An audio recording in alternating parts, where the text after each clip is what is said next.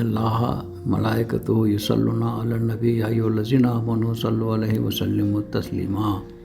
عنوان کے اشار عنوان کے تحت یہ دوسرا میسج ہے۔ نافع روایت کرتے ہیں کہ ابن عمر کو ایک مرتبہ مچھلی کی خواہش ہوئی، سارا شہر چھان مارا لیکن مچھلی نہ ملی۔ کچھ دنوں بعد ایک مچھلی ہاتھ آئی۔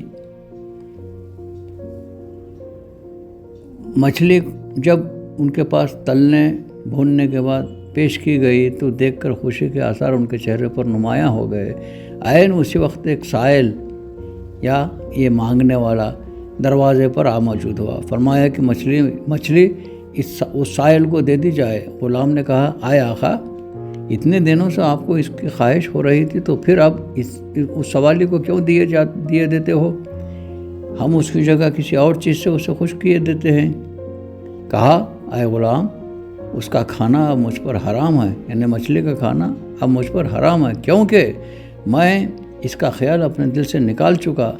سرکار دو عالم نبی کریم حضور اکرم صلی اللہ علیہ وسلم کی وہ حدیث مجھے یاد آ گئی ہے جس میں آپ صلی اللہ علیہ وسلم نے فرمایا ہے کہ اگر کوئی شخص کسی چیز کی خواہش کرے اور حسب خواہش وہ چیز اسے مل جائے، لیکن اس کے بعد وہ اس سے اس لیے دستبردار ہو جائے کہ کسی دوسرے کو بھی اس کی خواہش ہو رہی ہے، تو یوں اپنی خواہش پر دوسرے کی خواہش کو ترجیح دینے سے اس نے گویا اللہ تعالیٰ کی خوشنودی حاصل کر لی اور لا محالہ اللہ تعالیٰ اسے بخش دے گا۔ ایک اور حکایت ہے کہ 10 درویش جنگل میں چلے جا رہے تھے کہ راستے سے بھٹک گئے اور پیاس نے ان کا برا حال کر رکھا تھا۔ پانی کا صرف ایک پیالہ ان کے پاس تھا۔ وہ ایک دوسرے کے لیے ایثار ہی کرتے رہے اور کسی نے بھی وہ پانی نہ پیا، یعنی ایک کہتا تھا کہ آپ پی لیجئے، دوسرا کہتا تھا کہ آپ پی لیجئے۔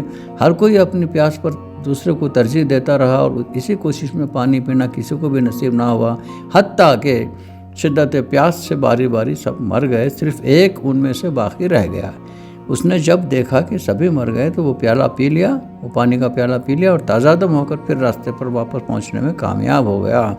کسی نے اس سے جو بچ گیا تھا کہا، اگر تم بھی نہ پیتے تو کیا اچھا ہوتا؟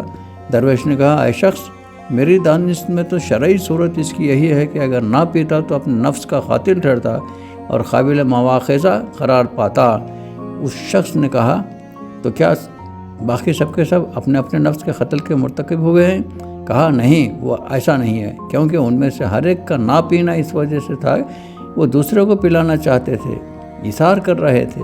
جب ان میں سے ہر ایک نے ایک دوسرے کی خاطر جان دے دی اور صرف میں باقی رہ گیا تو لامحالہ عذر شریعت مجھ پر واجب ہو گیا کہ میں وہ پانی پی لوں، کیونکہ اس صورت میں میرا پیاس سے جان دینا کسی کی خاطر نہ تھا، لہٰذا خودکشی کے برابر ہوتا، جو کہ حرام ہے۔ ان اللہ ملائکتہ یصلون علی النبی یا ایھاالذین آمنوا صلوا علیہ وسلموا تسلیما۔ مرزا چشتی صابری نظامی۔